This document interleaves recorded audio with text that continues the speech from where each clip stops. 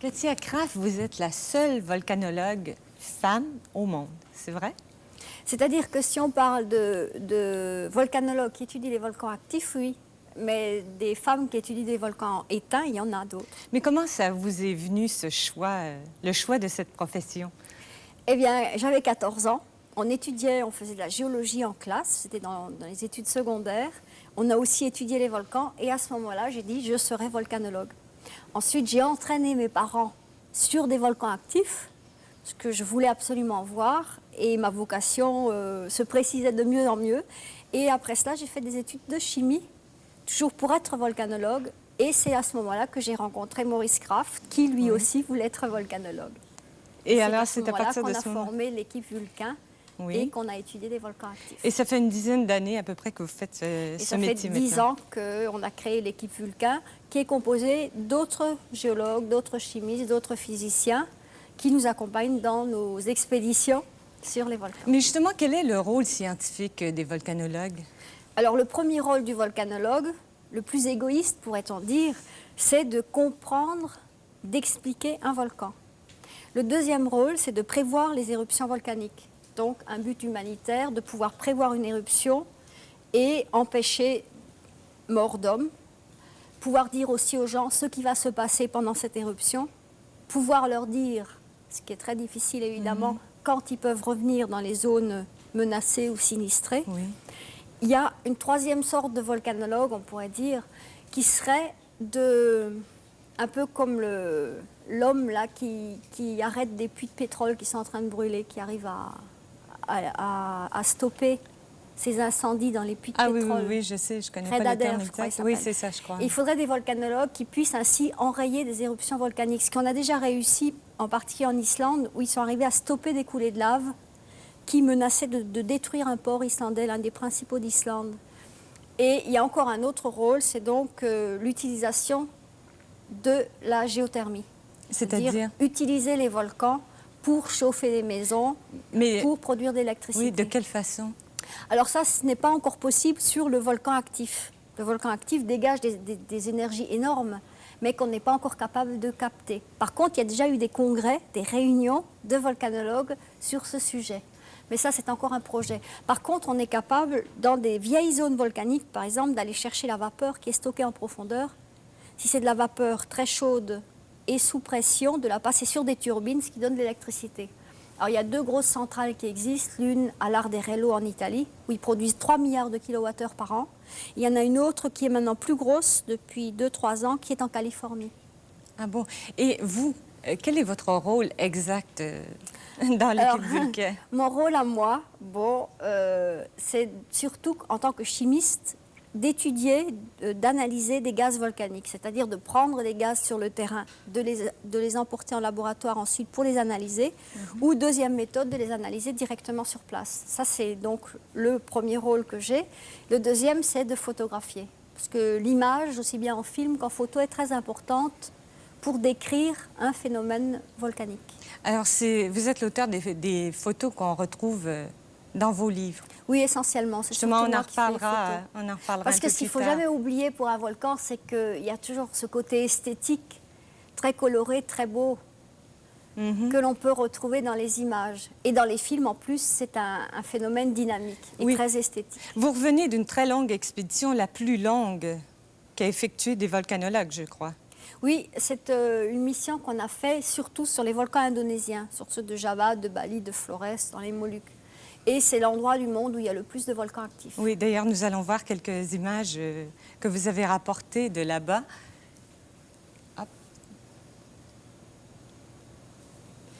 Alors, c'est une expédition qui était très importante. Elle nous avait pris 2 ans de préparation, où on est surtout allé mendier auprès des industriels pour obtenir du matériel, des camions, des instruments.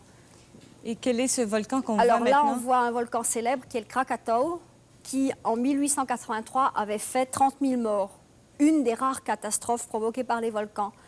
On était allé là-bas pour la géothermie, c'est-à-dire l'utilisation de la vapeur qui jaillit du sol, de ces mares de boue, qui sont en fait le signal en surface de possibilités géothermiques en profondeur. Et que fait maintenant? C'est Maurice, ça, je Alors crois. là, Maurice est en train de prendre la température dans une espèce de colonne, tout en soufre, d'où sortaient des gaz à 180 degrés. Et dans cette zone aussi, les Indonésiens, par exemple, exploitent le soufre, en particulier pour blanchir le sucre. Alors là, on est sur le volcan le plus régulièrement meurtrier du monde, du moins jusqu'à ces dernières années, c'est le Merapi, Merapi, oui. au centre de Java, qui avait détruit toute une civilisation en 1006 après Jésus-Christ et qui actuellement est bien surveillé. Sur ce volcan, là on est en train de l'étudier nous aussi, ils ont des sismographes tout autour qui détectent les moindres vibrations du volcan, les moindres petits mouvements qui se font en profondeur. Alors ça, c'est des géologues complètement inconscients de notre équipe qui étaient allés naviguer sur le lac d'acide sulfurique Absolument incroyable. et chlorhydrique concentré. Alors le canot, lui, est en caoutchouc plastifié. Ah. Les combinaisons sont spéciales aussi pour résister aux acides. Un volcan qui est parmi les plus actifs du monde, c'est le Piton de la Fournaise, dans l'île de la Réunion, c'est dans l'océan Indien. C'est un volcan français et il est actif tous les 2 ans. Pas dangereux du tout parce qu'il est les éruptions se font dans une zone inhabitée. Alors ça, c'est une éruption qui a duré 6 heures. C'est un panache qui est monté à 10 km de haut. Et le panache est composé de gaz, de petites particules de lave et de gros blocs. Il y a toute une zone qui a été plongée dans l'obscurité pendant une journée entière. Mais c'est court, 6 heures? C'est très court effectivement, parce que quand on prend par exemple le Piton de la Fournaise, les éruptions durent plusieurs semaines. Et quelle est cette jolie bête? Alors là, c'est les varans des Komodos. C'est un reptile, on pourrait dire même préhistorique, qui a 3 mètres de long et qui est en train d'avaler une patte de chèvre. Donc c'est très dangereux. Il mange de temps en temps des gens, oui. Il a mangé 2 explorateurs il y a 2 ans. Bali, le paradis terrestre, où il y a 2 volcans sacrés. Parce que ce qu'il ne faut jamais oublier en Indonésie, par exemple, c'est que les volcans sont sacrés. Et ce tremblement de terre qui a eu lieu en 1976, c'était tout simplement à la manifestation de la colère de Shiva.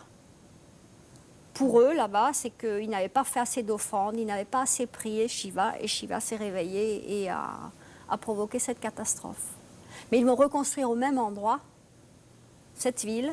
Oui. Et alors à Bali aussi, il y a donc 2 volcans actifs. Il y a le Lagung et il y a le Batour, qui lui est actif très souvent. C'est très impressionnant cette image qu'on vient de voir. On vient de voir quelqu'un qui est très très près. Oui, Maurice était à 5 mètres du volcan. Mais en fait, les bombes volcaniques, les blocs qui sortent de ce cratère, tracent des paraboles.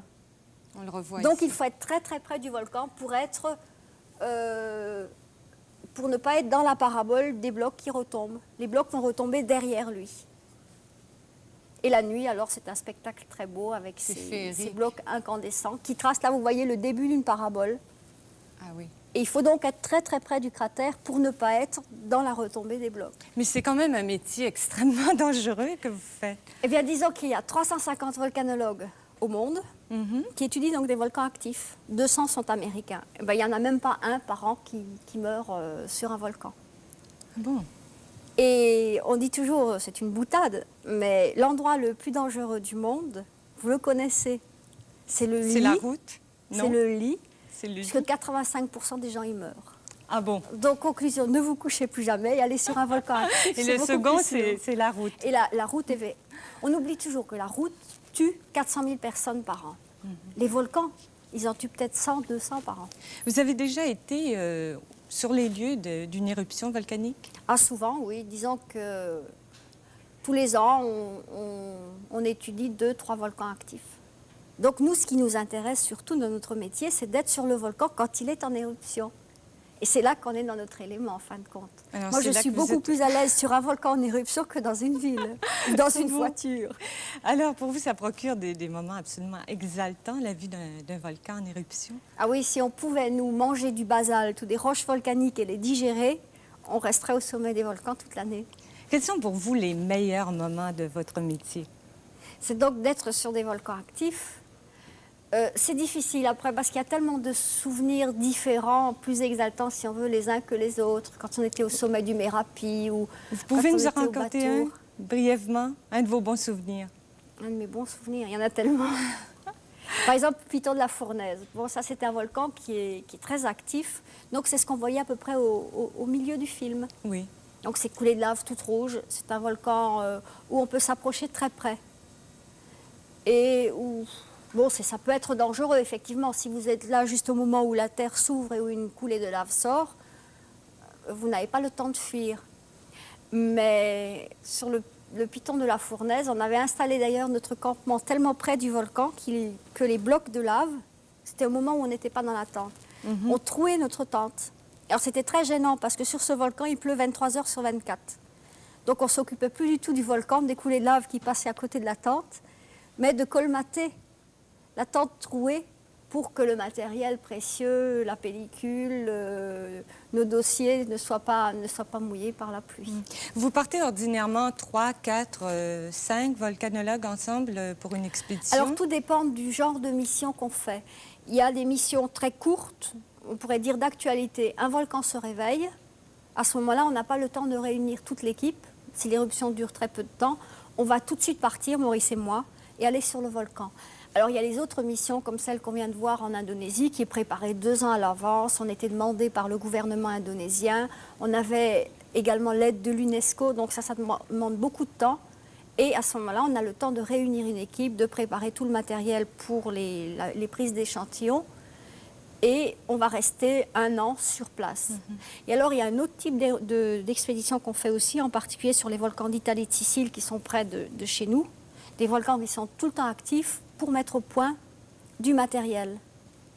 Ah oui. Essayer des prototypes, par exemple, pour analyser les gaz, etc. Cette vie d'aventure, cette vie toujours à l'extérieur, si je puis dire, et cette vie d'équipe aussi, est-ce que ça représente certaines difficultés? Pour vous, c'est quoi les moments les plus difficiles de Alors, les moments difficiles sur un volcan, par exemple, ou en équipe, c'est quand il n'y a rien à faire. Aussi longtemps qu'il y a de l'action, que le volcan est en éruption, qu'il faut prendre ses échantillons de gaz, faire ses mesures, il n'y a aucun problème, aucune tension dans l'équipe. Mais gare au moment où on se retrouve dans une tente, sous la pluie, ou comme ça nous était arrivé en Islande, on s'était retrouvé sur un petit îlot pris entre 2 rivières, il pleuvait tout le temps, les rivières grossissaient, nous on ne pouvait plus quitter cet îlot, on était à 3 dans une toute petite voiture avec tous les bagages, puisque sortir 10 minutes on était trempés. Et à ce moment-là, c'est très dur. Il y a des tensions. Oui. Le mauvais caractère de chacun se développe à la vitesse grand V. Et à ce moment-là, il y a des problèmes. Mais dès qu'il y a de l'action, il n'y a aucun problème. Comment se fait-il qu'il y a certains pays, d'après vous, comment se fait-il qu'il y a certains pays qui forment plus de volcanologues que d'autres? Alors, un pays qui a des volcans actifs, et en particulier des volcans actifs qui menacent des populations, à ce moment-là, il va y avoir des équipes de volcanologues. Parce qu'il faut surveiller les volcans. Il faut pouvoir prévoir les éruptions. Mais je prends l'exemple de la France. Bon, elle a 2 volcans actifs, mais ou 3 volcans actifs, disons, qui sont loin de la métropole. À ce moment-là, il y a très peu de crédit. Parce que ça coûte très cher à un pays d'aller étudier des volcans pendant des siècles, de mobiliser une équipe qui est en général composée au moins d'une dizaine de spécialistes, pendant des années, des dizaines d'années, des centaines d'années, pour prévoir des éruptions. Par exemple, dans le Massif central, qui est une région volcanique en France même, eh bien, peut-être que d'ici 10 ans, 100 ans, 1000 ans, il y aura de nouveau une éruption. Mais ce n'est pas rentable pour un pays d'aller placer là des observatoires. Alors qu'au Hawaï, où il y a des éruptions tous les 2-3 ans, qui ne sont... Enfin, si elles menacent parfois des villes. À ce moment-là, il y a des grosses équipes qui étudient toute l'année le volcan. Vos expéditions et vos aventures, vous les avez aussi racontées dans des livres.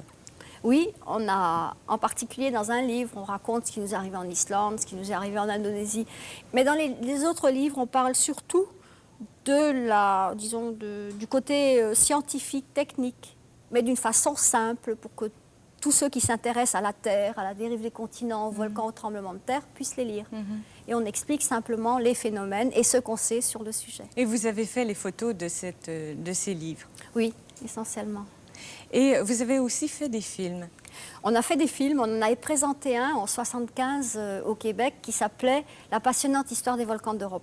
On montrait les éruptions en Islande, le Massif central endormi, des volcans d'Italie et de Sicile. On montrait comment on prévoyait les éruptions aussi, tout ce qu'on faisait, nous, comme travail scientifique sur les volcans. Et cette fois-ci, on est revenu avec un autre film qui s'appelle « Volcans sacrés d'Asie ». Alors lui, on pourrait aussi l'intituler « Impression d'un volcanologue en Indonésie ». C'est là qu'il y a le plus de volcans sacrés. Et on montre donc des volcans tout à fait déroutants, comme on n'a pas l'habitude de les voir. Ce n'est pas du tout des volcans rouges avec des coulées de lave. C'est quelque chose de beaucoup plus impressionnant, de plus sournois, si l'on veut. Et on montre aussi les populations qui vivent au pied de ces montagnes fumantes. Alors, nous allons voir ce film. Merci beaucoup, Katia Kraft.